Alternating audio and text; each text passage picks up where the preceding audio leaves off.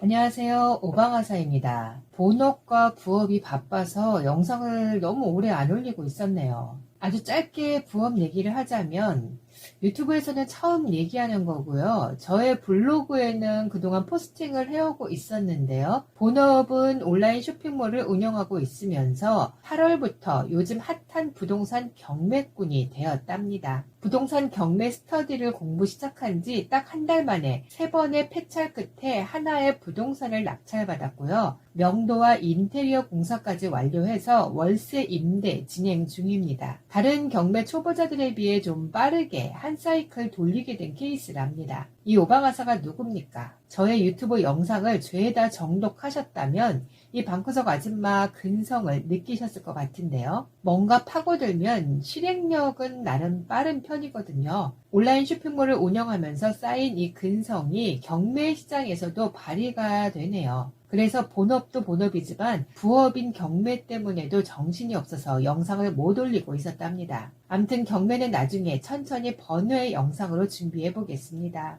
영상을 안 올리고 있는데도 구독자가 꾸준히 늘고 있어서 또 우리 구독자님들을 외면할 수 없으니 바쁜 와중에 짬을 내어 영상을 올려봅니다. 오랜만에 올리는 영상이라 이것저것 할 말이 많은데요. 우선 저의 팀F 사태 중에서도 좀 더 정확히 얘기하자면 AK몰 사태의 영향으로 매출 반토막 났었다고 영상 올린 적 있었는데요. 그 후 어찌 되고 있을지 혹시라도 궁금해하실 분들을 위해 이 오방아사의 근황을 알려드려야 할 것 같네요. 너무 감사하게도 매출 회복 90% 되었습니다. 저의 잔잔발이 올라가지도 않고 고만고만한 꾸준한 월 1000 매출이 이제 고지가 가까워 오고 있네요. 매출 회복을 위해서 나름 열심히 방안을 찾고 고군분투 해오고 있었거든요. 매출 반토막에서 회복하기 위해서 뭘 했냐? 첫 번째, 쿠팡 상표권 침해로 판매 중지되었었다고 영상 올렸었는데요. 3개월 동안 방치하고 있다가 AK몰 전 상품 판매 중지로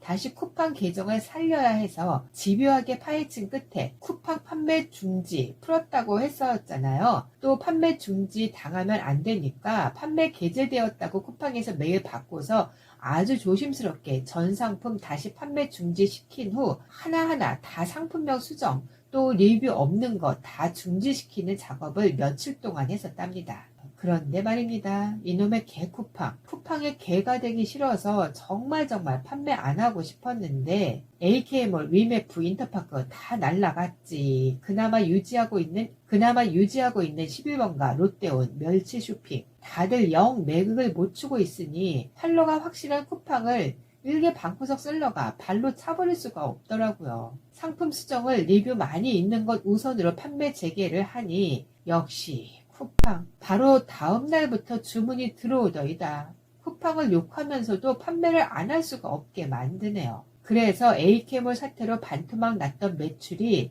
다시 쿠팡이 살리고 있네요. 또 거기다 최근 입점한 폐쇄몰이 또 하나의 판로가 될 듯한 조짐이 보입니다. 사실 입점한 지는 좀 되었는데 이래저래 바빠서 상품 등록을 몇 개월 안 하다가 안 되겠다 싶어 여기라도 올려야지 해서 상품 등록을 시작했거든요. 참 그리 유명한 폐쇄물도 아닌데 상품 등록한 다음 날 주문이 들어오네요. 물론 아직은 미미한 주문 수이지만 상품 등록 후 바로 다음 날 주문이 들어온다는 건 상품 열심히 등록하면 더 주문이 많아진다는 뜻이니 열심히 상품 등록 중에 있습니다. 어디 폐쇄물인지 이런 꿀소스는 저의 오프라인 컨설팅이나 조만간 유튜브 멤버십을 통해 오픈할 예정입니다. 왜냐?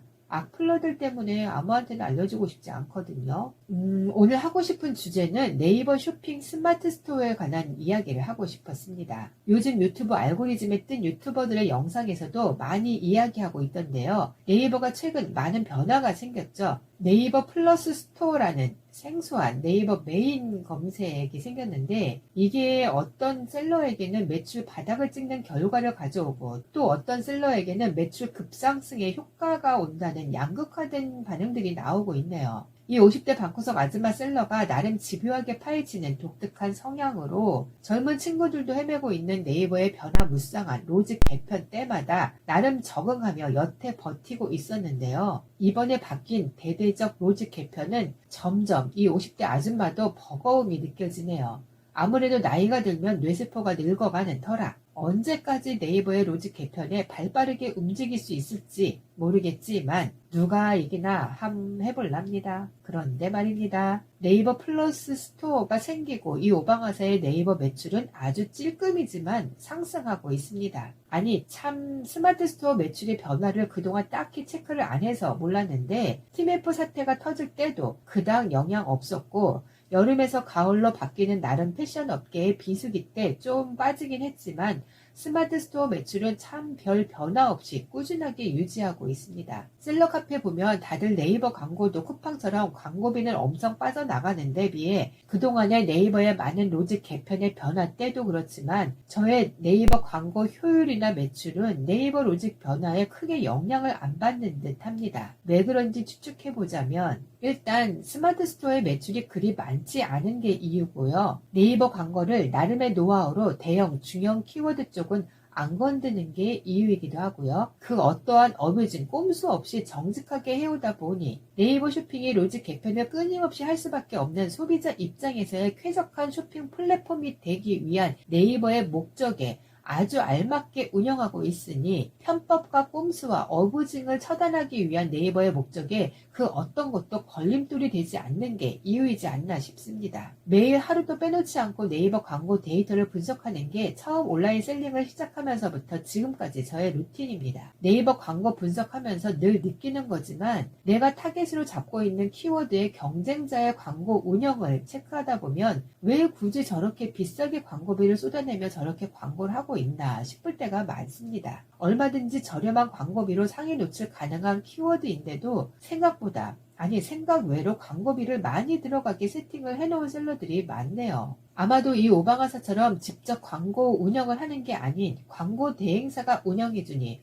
쓸데없이 과하게 광고비가 빠져나가게 세팅해놓지 않나 싶습니다. 그러니 셀러 카페에서 광고비는 많이 빠져나가는데 구매 전환은 거의 안 된다고들 하는 거겠죠. 이렇게 운영하니 지금 10년차, 20년차 온라인 셀링 사업자들이 폐업한다는 얘기가 여기저기 나오고 있는 걸 테고요. 아참, 그리고 이것도 짚고 넘어가고 싶네요. TMF 사태로 많은 셀러들이 폐업하거나 또는 어려움에 처한 분들 많으시죠. 물론 수천 수억 미정산 셀러들에 비해 미미한 미정산이라서도 그렇지만 매출 반토막이 나도 그래도 그나마 소소한 매출이라도 유지할 수 있는 이유를 알려주고 싶습니다. 사업할 때 가장 중요한 것 중 하나가 바로 고정비라고 생각합니다. 사업이 잘 되기만 해서 딱히 고정비에 대한 중요성을 못 느끼신 분들이라면 중요하지 않다고 말할 수 있겠지만 사업을 하다 어려워 봤거나 폐업했던 경험이 있는 분들은 공감하실 것 같은데요. 사업이 잘 될 때는 모릅니다. 저 고정비가 뭐 그리 중요한지.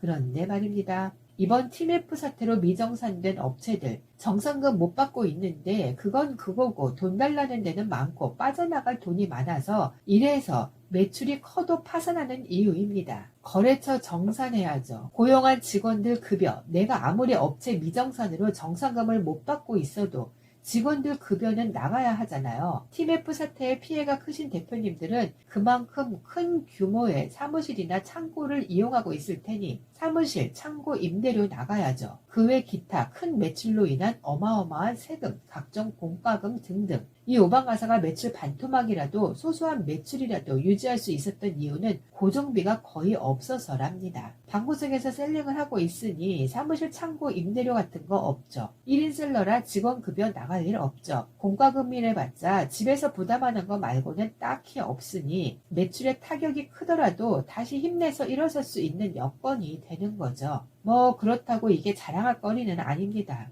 그만큼 4년차, 5년차 셀러지만 더 성장 못한 이유가 되기도 하니까요. 이 고정비에 대해 언급하는 이유는 TMF 사태로 또는 요즘 우리나라의 최악의 경제 상황으로 매출 반토막에 폐업을 고민하시는 대표님들이 이 영상을 여기까지 보고 계시다면 사업을 오래 꾸준하게 하고 싶으시다면 빠져나가는 고정비를 심각하게 고민해 보시라 권합니다. 사업을 키운다는 건 그만큼의 고정비가 커진다는 뜻이니 최소한의 고정비로 최대치의 매출 효율을 낼 수 있는 사업 구조 재조정이 지금 같은 최악의 경제난에서 살아남을 수 있는 방법이 될 수 있을 테니까요. 참 말하다 보니 이 방구석 아줌마 셀러가 주제넘게 너무 거창한 충고를 하고 있네요. 그냥 요즘 같은 어려운 시국에 꿋꿋하게 버티고 있는 이 방구석 아줌마 셀러의 생생한 생존기로 조만간 또 영상 올리겠습니다. 안녕.